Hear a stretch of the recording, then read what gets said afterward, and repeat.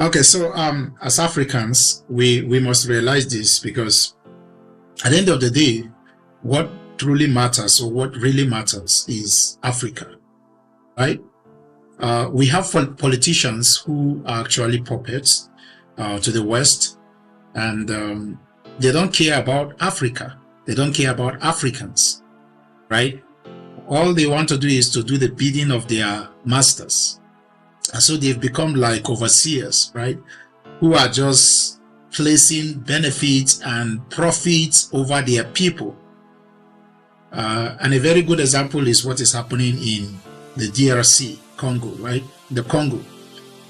What is happening there, you just see how leaders, politicians who have been given the responsibility of taking care of the people, right, placing profit over their people, or taking side with those who are,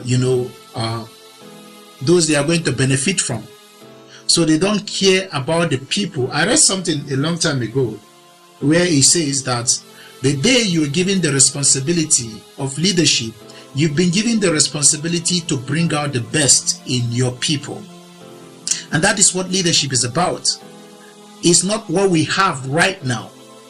What we have right now is actually not leadership. What we have right now are overseers who have been placed over Africa by the slave masters or by their colonial masters. That is what we have. We don't actually have leaders in Africa, especially the politicians. And when I speak about leadership, actually, I speak about leadership from all aspects of life, right? From the home, from the family, from, our institutions, primary school, secondary school, colleges, whatever it is, from every leader, from, spiritual or religious leaders, to political leaders, to your bosses in the office. All these are level of leadership.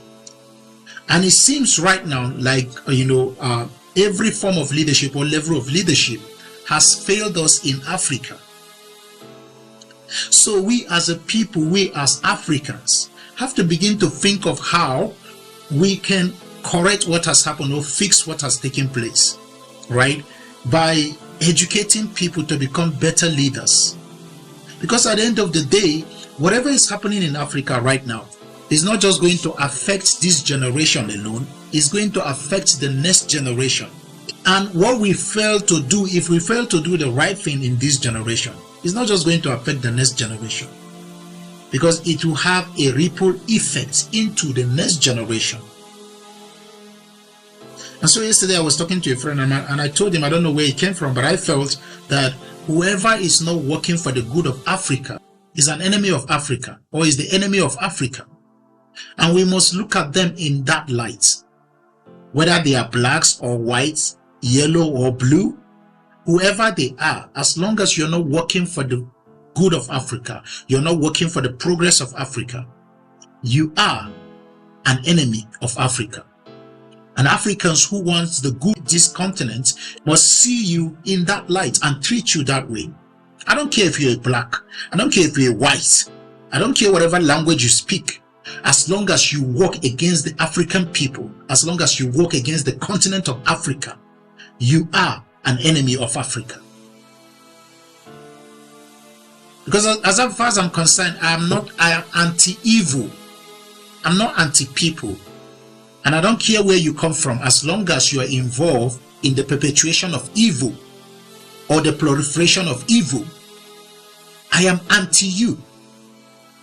So whoever is not working for the good of Africa, right, is an enemy and must be treated that way. And I can tell you this for sure, majority of the politicians in Africa are not working for Africa. They are working against Africa. They are working against their people. They have no value for their people. What they have value for is the profit they are going to make from their slaves or colonial masters. And one thing I want to say to every African out there is to rise against such people. We must never celebrate this kind of people or those kind of people. We must look at them with disdain and disgust. Any politician that has been fighting against us, there are many of them out there. I don't want to start mentioning names, but you know them. You know those politicians, you know those so-called leaders who are working against Africa. You know those who have murdered our people, who have, committed genocides. You know them. These are enemies of Africa, even though they are blacks, even though they are Africans, but they are enemies of Africa.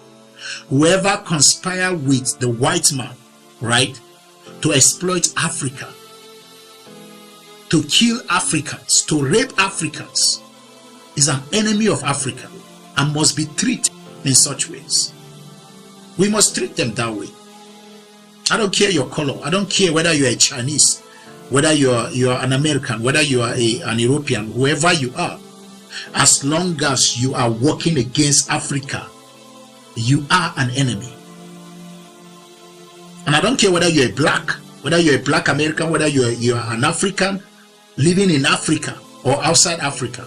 As long as you're working against the progress of Africa, as long as you're working against the people of Africa, as long as you are initiating plans and ideas and programs to subjugate and dominate Africa, you are an enemy of Africa. And it is our responsibility as Africans to look out for people, for such people, and treat them as such. Our politicians have failed us. And I don't care how related you are to them. They have failed this continent because they are the enemies of this continent. Let us learn to call a spade, because that is who they are.